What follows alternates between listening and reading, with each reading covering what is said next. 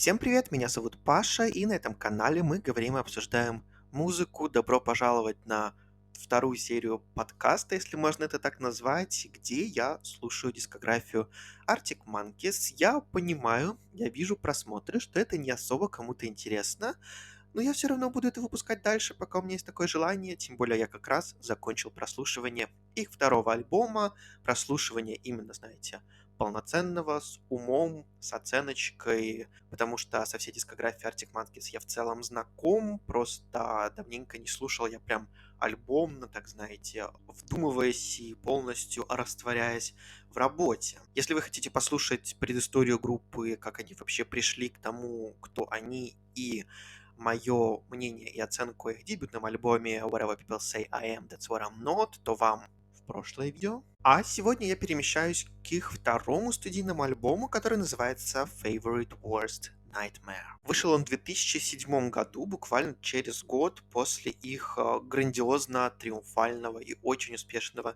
дебютника. И что интересно, что несмотря на весь успех дебюта, группа не пошла стандартным путем реализации и коммерции, то есть после крупного и успешного старта они не поехали в турне зарабатывать сразу много денег, кататься и тратить на это время, а сели писать новый альбом, поэтому буквально год прошел, и еще горяченькие новички выпускают Favorite Worst Nightmare. Если смотреть на проект перспективно, то понятно, что не стоит всего лишь за год карьеры ожидать каких-то массивных изменений в их звучании.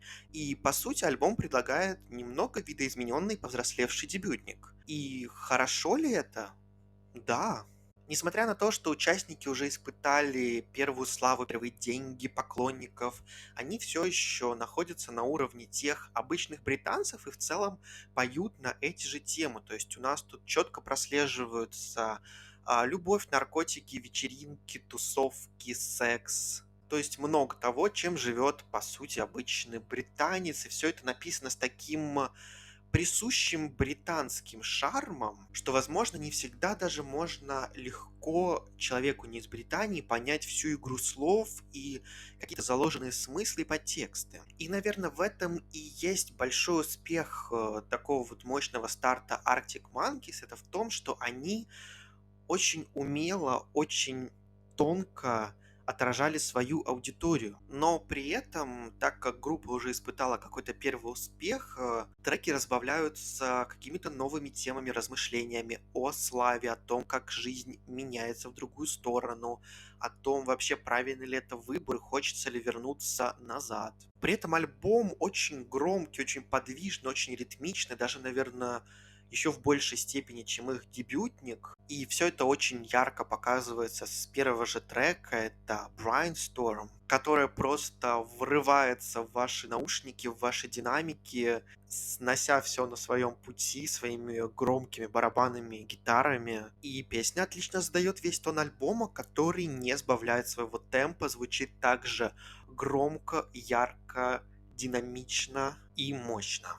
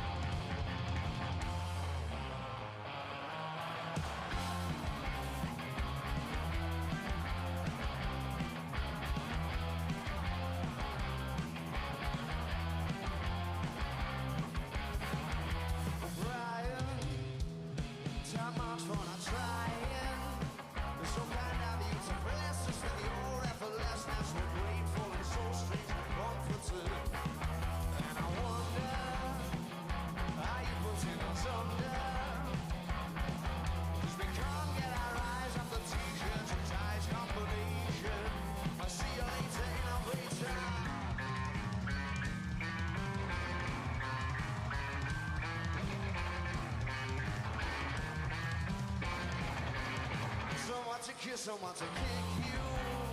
That's not that you couldn't slip through. Or at least that's the impression I get. Cause you're smooth and you're wet and she's not away. Yeah, but she's yours. Could you be saying, use me? Но при этом, опять же, в очень подобной ему манере Алекс Тернер, который, собственно, пишет эти песни, за всей вот этой громкой, яркой обложкой скрывает вполне себе депрессивный альбом. Потому что если начать вслушиваться в песни, то ты прыгаешь, танцуешь и мотаешь головой под песню вроде «Балаклава» или «Fluorescent Adolescent», которые на самом деле вполне себе депрессивненько рассуждают на тему секса и о том, что люди занимаются этим только ради того, чтобы хоть что-то в своей жизни почувствовать. Точно так же, как люди, к примеру, из менее привилегированных сообществ обращаются к наркотикам, чтобы как-то разнообразить свою жизнь. И если задуматься, это не так уж и весело, как кажется, если не вслушиваться в текст. Что здорово, что этими текстами, этим альбомом, этим звучанием они обсуждают все эти довольно спорные темы, которые относятся к не самым успешным слоям населения, но они при этом их, во-первых, не романтизируют, во-вторых, не демонизируют, а просто показывают как есть. И именно поэтому это рисует вполне реальную картинку, соотносится с людьми и работает как материал. Музыкально альбом звучит весьма похоже на дебютник. Треки вроде «Балаклавы» я в целом вполне спокойно мог бы услышать на Whatever People Say I Am, That's What I'm Not. Но при этом, так как группа уже существует какое-то время, видно, что парни сыгрались, звучат более динамично. Также у них произошла замена одного из участников, который решил не продолжать работать в группе. А песня, которая раньше говорилась, Fluorescent Adolescent, наполнена таким количеством хуков, что ну, не знаю, можно ее песни на 3 точно разделить. Поэтому, несмотря на схожесть дебютника, этот альбом предлагает нам, ну, вот что-то похожее, но немножко по-другому. И, наверное, это то, чего в целом хотелось бы ожидать от второго альбома. То есть, когда ты показываешь тот же уровень материала, но немножко его видоизменяешь. И таким образом мы подбираемся к финальной композиции, которая весьма необычно завершает альбом. Это трек Five of Five. И если вы знакомы с дискографией Arctic Monkeys, я уверен, что вы в курсе, что многими это считается одной из лучших песен в карьере группы, с чем я согласен.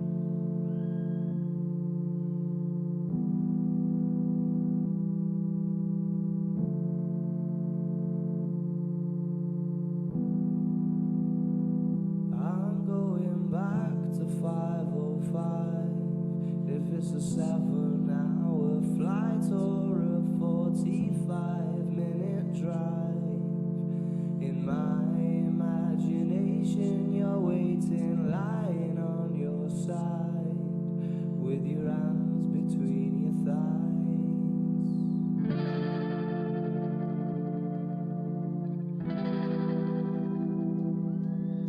Stop and wait a sec.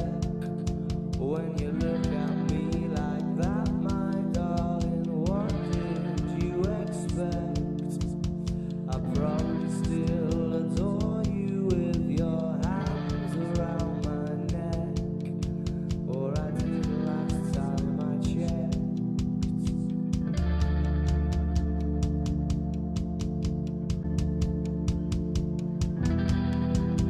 But I crumble completely when you cry. It seems like once again you've had to greet me with goodbye. I'm always just about to go. I'm spoiled and surprised. Take my hands off of your eyes too soon.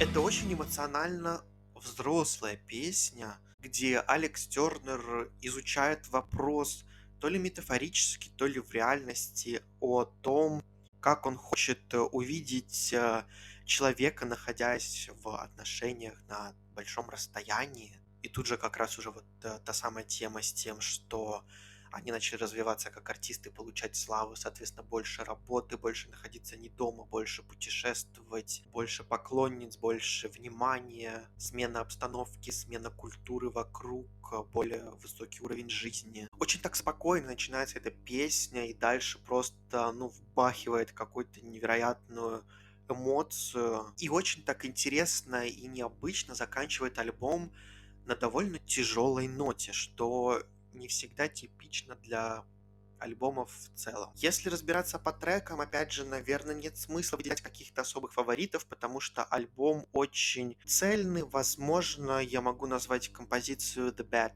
Thing, которая для меня немножко просела на фоне остальных, но альбомно это опять же пластинка без скипов, которую определенно можно посоветовать. И если уж переходить к оценке, то данному альбому я ставлю оценку 8.1 из 10. Не так высоко, как их мощный дебют, потому что, опять же, тут мы уже все-таки имеем с чем сравнивать. Это по-прежнему очень высокая оценка. И в целом альбом, которым я очень даже доволен. И очень бы хотелось услышать ваше мнение, если кто-то это послушал. Комментарии — это вообще безумно важно. Во-первых, и читать их интересно. Во-вторых, это вовлеченность в ролик. Потому что я понимаю, что подкасты будет смотреть намного меньше людей, особенно на такие неактуальные темы, потому что разбор старых альбомов, которые не гуглят, не вбивают в поиск, это дело гиблое, но так как мне просто интересно это обсудить, то я буду это делать, пока мне самому хочется. Но у меня, пожалуй, на сегодня все. Всем спасибо за прослушивание. Всем пока.